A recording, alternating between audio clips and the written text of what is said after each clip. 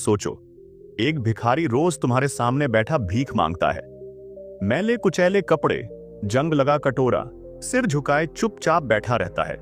तुम उसे देखकर नजरअंदाज कर देते हो, लेकिन तुम्हें अंदाजा भी नहीं कि वो हर दिन जो पैसे इकट्ठा करता है उससे कुछ ऐसा कर रहा है जो पूरी दुनिया में मिसाल बन जाएगा। एक दिन जब उसकी सच्चाई सामने आई तो पूरा शहर हिल गया। आखिर कौन था वो, और क्यों उसने अपनी पूरी जिंदगी भीख मांगने में लगा दी?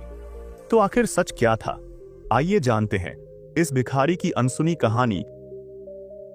शहर के सबसे व्यस्त चौराहे पर एक पुराने मंदिर के बाहर फकीरा नाम का एक भिखारी हर सुबह अपनी जगह पर आकर बैठ जाता था। मैले कुचैले कपड़े, बढ़ी हुई दाढ़ी, बिखरे बाल और हाथ में एक जंग लगा कटोरा। लोग उसे बस एक आम भिखारी समझकर नजरअंदाज कर देते थे। कुछ सिक्के डाल देते, कुछ हिकारत से देखते तो कुछ तंज कसते।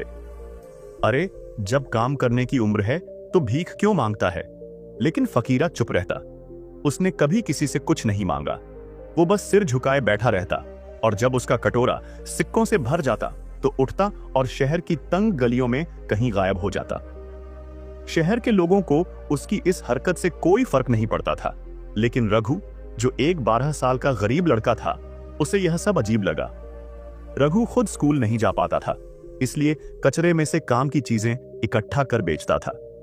एक दिन जब फकीरा सिक्के लेकर उठा तो रघु ने चुपचाप उसका पीछा किया।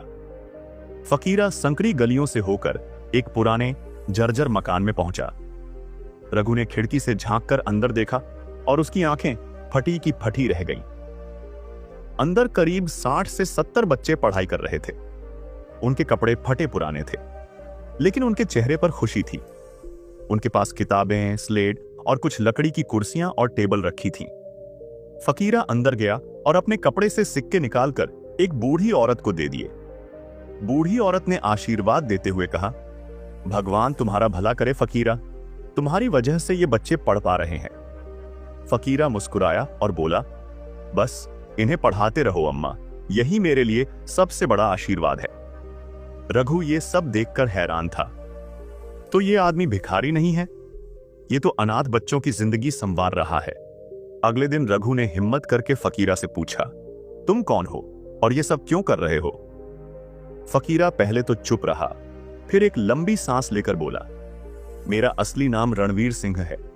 कभी मैं इस शहर का सबसे बड़ा व्यापारी था।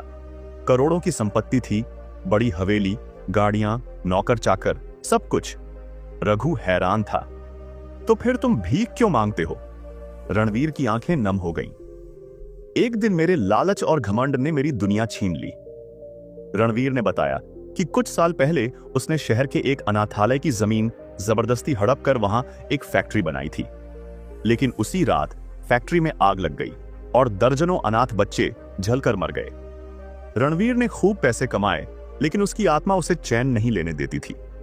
जब भी वो आईने में अपना चेहरा देखता, उसे उन बच्चों की चीखें सुनाई देती। मेरे लालच की वजह से मासूमों की जान गई। एक दिन उसने सब कुछ छोड़ दिया, अपनी करोड़ों की दौलत त्याग दी और ये रास्ता चुना। अब वो भीख मांगकर उन बच्चों की मदद करता जिनके पास कोई सहारा नहीं था। एक दिन शहर में बाढ़ आ गई, कई घर तबाह हो गए और फकीरा के स्कूल में पानी भर गया। रणवीर ने अपनी जान की परवाह किए बिना बच्चों को वहां से निकाला, लेकिन खुद तेज बहाव में बह गया। जब लोगों को यह खबर लगी तो पूरा शहर अस्पताल पहुंच गया। अखबारों में छपा, करोड़पति से भिखारी बने रणवीर सिंह, जिसने अनगिनत अनाथों को शिक्षा दी। लोग हैरान थे। जिसे वो एक मामूली भिखारी समझते थे, वो असल में सबसे बड़ा दानवीर था। रणवीर की हालत गंभीर थी। जब डॉक्टरों ने कहा कि वो शायद बच नहीं पाएगा, तो उसने एक आखिरी इच्छा जताई, मेरे मरने के बाद मेरी पहचान मत मिटाना, इस स्कूल को और आगे बढ़ाना। कुछ घंटों बाद रणवीर ने अपनी आखिरी सांस ली। रणवीर की कहानी जानकर पूरा शहर रो पड़ा। जिस आदमी को लोग घिन से देखते थे, उसने सैकड़ों बच्चों को पढ़ाया, पाला और नया जीवन दिया। रघु ने कसम खाई कि वो इस स्कूल को बंद नहीं होने देगा। अब वो खुद भी पढ़ाई करता और बाकी बच्चों को भी पढ़ाने लगा। वो जगह जो कभी खंडहर थी, अब रणवीर फाउंडेशन के नाम से जानी जाने लगी। आज वहां हजारों अनाथ बच्चे पढ़ रहे हैं। सीख, असली हीरो वो नहीं होता जो नाम कमाए, बल्कि वो होता है जो गुमनाम रहकर दूसरों की जिंदगी बदल दे। रणवीर चला गया, लेकिन उसकी कहानी हमेशा लोगों के दिलों में जिंदा रहेगी। रणवीर की ये कहानी हमें सिखाती है कि सच्ची महानता नाम या दौलत में नहीं, बल्कि दूसरों की जिंदगी बदलने में है। अगर आपको ये कहानी प्रेरित करती है तो इसे शेयर करें